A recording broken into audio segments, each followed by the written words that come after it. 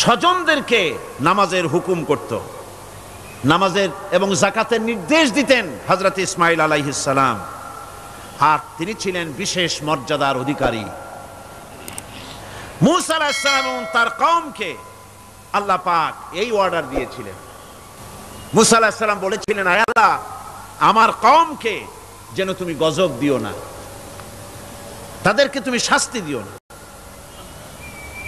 আল্লাহ পাক হযরত মূসা আলাইহিস সালামের এই প্রার্থনার জবাবে আল্লাহ পাক বললেন, আযাবি উসিবু বিহি মান আশাউ ওয়া রাহমাতি ওয়াসিআত কুল্লা শাই। আমি যাকে চাইবো আমার আযাবে নিক্ষেপ করব, তবে সকল জিনিসের উপর আমার রহমত পরিবেষ্টিত আছে। তবে হ্যাঁ, ফাসাকতুবুহা লিল্লাযীনা ইয়াত্তাকুনা ওয়া ইউতুনাজ যাকাতা ওয়াল্লাযীনা হুম বিআয়াতিনা ইউমিনুন। আমি এই রহমত কেবলমাত্র তাদের জন্য লিখে রাখবো যারা নাকি নামাজ প্রতিষ্ঠা করবে আর যারা যাকাত আদায় করবে, আমি তাদেরকে আমার গজব থেকে বাঁচাইয়া দেব।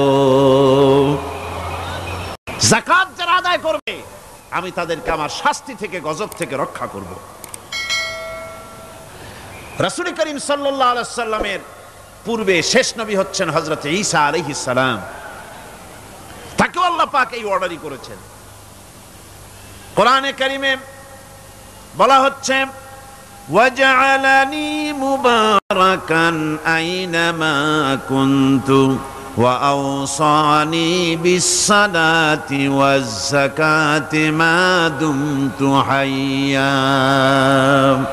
আমি যেখানেই থাকি না কেন আমাকে অর্ডার করা হয়েছে যতদিন বেঁচে থাকবো আমি ততদিন যেন আমি নামাজ আদায় করি আর যাকাত দেই।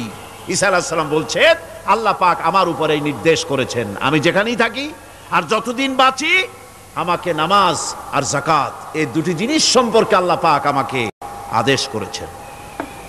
এখন যাকাত দিতে হবে, গুরুত্বপূর্ণ ব্যাপার। মানুষেরা অবহেলায় এই যাকাত থেকে নিজেকে বঞ্চিত রেখেছে, মাহরুম রেখেছে এত বড় একটি নিয়ামত থেকে, সমাজকে মাহরুম করছে, যাকাত দিচ্ছেন। কোরআনে কারিমের 3টি আয়াতে যাকাতের কথা এভাবে বলা হয়েছে, ইয়া আইয়ুহাল্লাযীনা আমানু আনফিকু মিন তাইয়্যিবাতি মা কাসাবতুম ওয়া মিম্মা আখরাজনা লাকুম মিনাল আরদ। হে ইমানদার লোকেরা, তোমরা যেসব পবিত্র অর্থ সম্পদ উপার্জন করো সেগুলি, এবং আমি জমিন থেকে তোমাদের যে ফসল দান করি, ফসল উৎপাদন করে দেই, তার থেকে তোমরা আল্লাহর পথে খরচ করো। এগুলো 1 নম্বর আয়াত।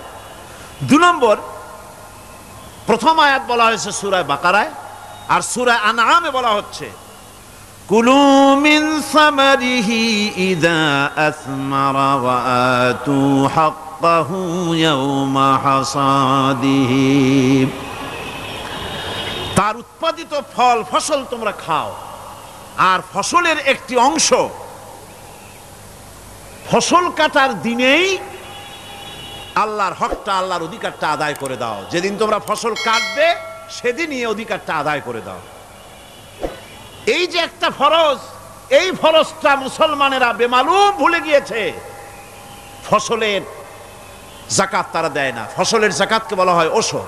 কি বলা হয়? ওশর। এই ওশর এখন যদি আপনি গ্রামে গিয়া কোনো শিক্ষিত লোককেও যদি জিজ্ঞেস করেন, ভাই ওশর কি চেনো? সে বলবে, ভাই ওশর এটা কি জাতীয় প্রাণী, সারপোকা না তেলাপোকা না আরশোলা, আমি তো এই নামটাম তেমন শুনি টুনি নেই, বুঝবি না ওশরটা কি জিনিস। অথচ নামাজ রোজার মতোই ফরজ ওশর আদায় করা। কবে আদায় করবেন? যেদিন আপনি ফসল কাটবেন সেই দিনই ওশর।